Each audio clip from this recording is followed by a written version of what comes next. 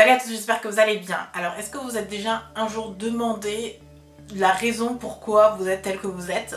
Je vis en Allemagne et combien de fois j'ai déjà entendu « Oh, le français c'est une si belle langue, j'adore le français, mais par contre je suis nulle. Le prof a été nul avec moi, j'ai détesté les cours et du coup le français, je sais pas parler. » C'est pareil pour les maths où on peut dire « Je suis nulle en maths parce que le prof m'a terrorisé et je suis nulle en maths. » Et là je me pose et je me demande, est-ce que tout est dû au facteur extérieur? Est-ce que c'est pas tout simplement toi ou la personne qui a arrêté d'apprendre le français, ne s'est pas cherché un autre prof, n'a pas voyagé, n'a pas pris ou fait les choses pour apprendre le français? Ou est-ce que c'est tout simplement toi qui as abandonné à comprendre les maths?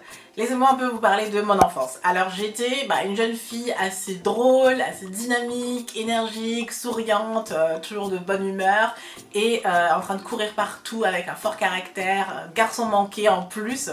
Et en soi, quand je pense à mon enfance, j'étais un enfant comme tous les autres. La seule difficulté, ou la réelle difficulté si je peux le dire comme ça, c'est qu'à l'école, j'étais toujours la seule noire. Ou du moins une énorme minorité. J'étais très différente par rapport aux autres enfants. En plus de ça, si j'étais une fille et garçon manqué en plus, j'étais pas comme toutes les autres filles. J'en ai du coup un peu souffert de la différence que j'avais et je me suis toujours dit mince, je suis pas comme les autres, je suis bizarre, je suis pas normale.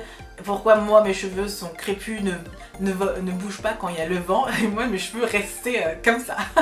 J'étais aussi nulle en maths, ne vous inquiétez pas. En tout cas, j'ai subi pas mal de moqueries par rapport à ma différence, mais aussi du racisme. Belle et moi, ça ne matchait pas. Donc forcément, les jeunes garçons, en période ado, quand il faut trouver sa petite copine, forcément ils allaient choisir les filles belles. Et moi, encore j'avais réussi de la bête, de la nulle en maths à quelqu'un qui était assez intello, d'assez intellectuellement présente et qui pouvait montrer que c'est pas parce que je suis noire que je suis bête. Ça c'était quelque chose que j'avais réussi, c'était assez simple, si je m'intéressais à l'école, forcément c'était quelque chose qui m'était plus ou moins facile. Ma personnalité, j'ai eu la chance d'avoir une personnalité assez joyeuse et ouverte, donc j'étais pas la timide et renfermée, donc je pouvais me faire des amis et du coup j'étais la bonne amie de tout le monde, mais j'étais jamais la belle. Alors là c'est quelque chose qui pour moi était inexistant et je m'étais dit tant pis, je suis pas la belle, donc je ne vais pas être la fille la plus connue et petit à petit en grandissant je me suis dit non, je peux pas rester dans cette idée, mentalité là, et c'est tout le but de cette vidéo pour vous montrer comment je suis passée de moche à belle. Donc aujourd'hui je me trouve plus moche, il y a des jours bien sûr où je me dis oh franchement.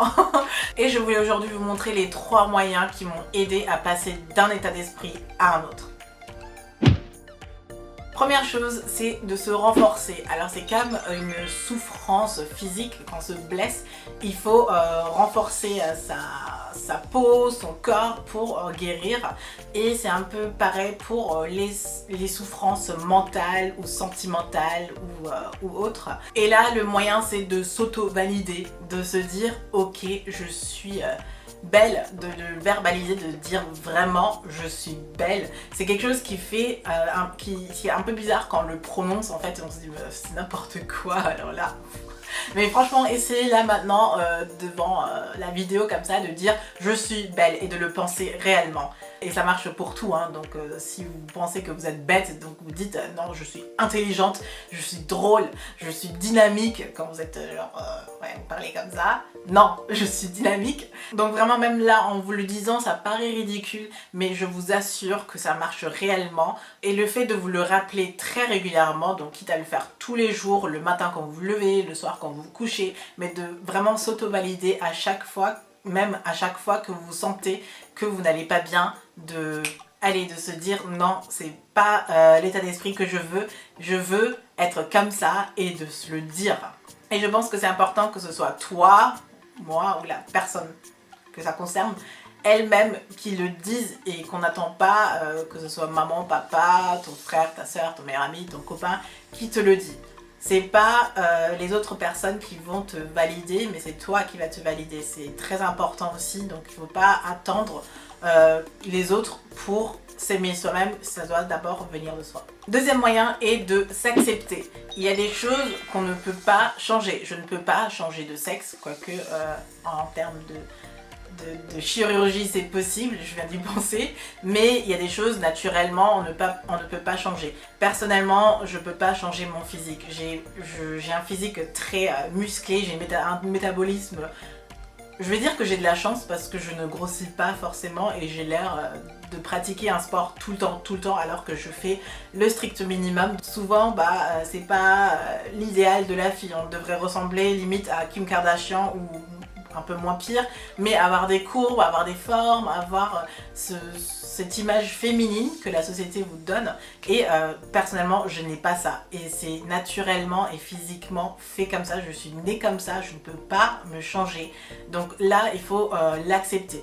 Forcément, s'il existe quelque chose pour l'améliorer, on le ferait. Mais il y a des choses qu'on ne peut quasiment pas changer, tout comme la couleur de peau. Je pense par exemple aussi à des personnes qui ont eu un accident, qui ont par exemple été défigurées ou suite à un accident qui sont en fauteuil roulant ou autre. C'est quelque chose qui est arrivé, on y peut la majorité du temps rien. Et le fait de se dire ok je l'accepte permet d'être moins focus sur le problème. Et ce que j'aime faire, et vous pouvez le faire aussi, c'est de prendre une feuille, de dessiner un bonhomme ou de vous dessiner si vous savez dessiner, ou une photo même, donc vous prenez une photo de votre corps entier et vous écrivez les parties que vous détestez. Si par exemple vous détestez votre couleur de peau, ça peut arriver. Vous détestez votre type de cheveux, ça peut arriver. Vous détestez vos petits seins, ça peut arriver. Vous détestez vos fesses, vos pieds, votre nez, vos mains. Enfin, il y a plein de gens qui détestent les choses les plus improbables de leur corps.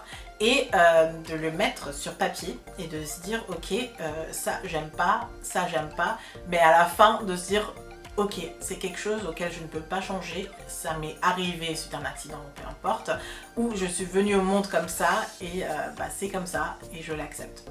Troisième et dernière chose, c'est de changer. Alors une fois qu'on s'est renforcé, qu'on a accepté tel qu'on est, on est fort mentalement et il y a des choses auxquelles on peut faire quelque chose. À ce moment-là, il faut prendre action parce que ça ne sert à rien de se plaindre. Une fois que tu as accepté, donc tu peux plus te plaindre parce que tu l'as accepté. Une fois que tu es renforcé, généralement tu vas pas te plaindre parce que tu ne vois pas l'intérêt de te plaindre. Et quand on peut changer quelque chose et qu'on se plaint, je me dis tu ne fais rien pour changer. C'est peut-être la raison pourquoi mes amis ou ma famille parfois me détestent parce que j'écoute les plaintes et je me dis fais quelque chose. Et ils sont totalement déçus ou c'est pas exactement la réponse qu'ils voulaient. Mais franchement, et c'est ce que je veux vous dire aussi, si vous pouvez changer quelque chose, s'il y a une petite chose que vous pouvez faire, faites-le parce que c'est déjà ça de fait. Et personnellement, c'est ce qui a un peu fait démarrer mon aventure YouTube parce que je n'avais rien. Je ne savais pas comment m'occuper de mes cheveux, comment me maquiller, comment prendre soin de ma peau, comment m'exprimer et partager ma passion. Et j'ai tout simplement commencé, je me suis dit il y a quelque chose à faire, je le fais. Et ça a été une des meilleures choses que j'ai pu faire. C'est aussi ce qui est le plus visible parce que si vous changez, ça se voit. Que ce soit votre façon de parler, votre façon de vous tenir. En termes de beauté, parce que c'est mon domaine, ça va être se créer une routine soin si vous n'aimez pas l'état de votre peau, de commencer à apprendre le maquillage. Ça ne vient pas du jour au lendemain, mais c'est un petit début. Vous commencez tout doucement à pratiquer les choses et à se dire tiens, c'est pas si mal, tiens ça change de look en termes de mode, de vous habiller en fonction de votre morphologie, de trouver votre style de vêtements qui vous correspond, qui montre que oui vous êtes telle personne. Ça va vous montrer à vous affirmer et de toute manière vous êtes renforcé mentalement, vous avez accepté les choses telles qu'elles sont, donc ça va moins vous affecter. C'est pour ça que je mets ça aussi en dernière partie. Je ne mettrai quasiment jamais le changement en premier parce que ça implique aussi des regards ou des remarques, etc. Mais si on n'est pas fort mentalement, si on ne s'aime pas déjà avant, si on ne s'est pas accepté avant, ça va être encore plus difficile de vivre ces changements-là. Et c'est pour ça que je vous le mets en troisième position. Donc voilà un peu mes 3 conseils pour le glow up. Je vais appeler cette vidéo Glow Up. J'espère que cette vidéo vous a plu, qu'elle a pu vous aider. N'hésitez pas à me dire en commentaire vos autres moyens de vivre le Glow Up. Et moi je vous retrouve très bientôt dans une nouvelle vidéo. Je vous fais plein de bisous. Bye!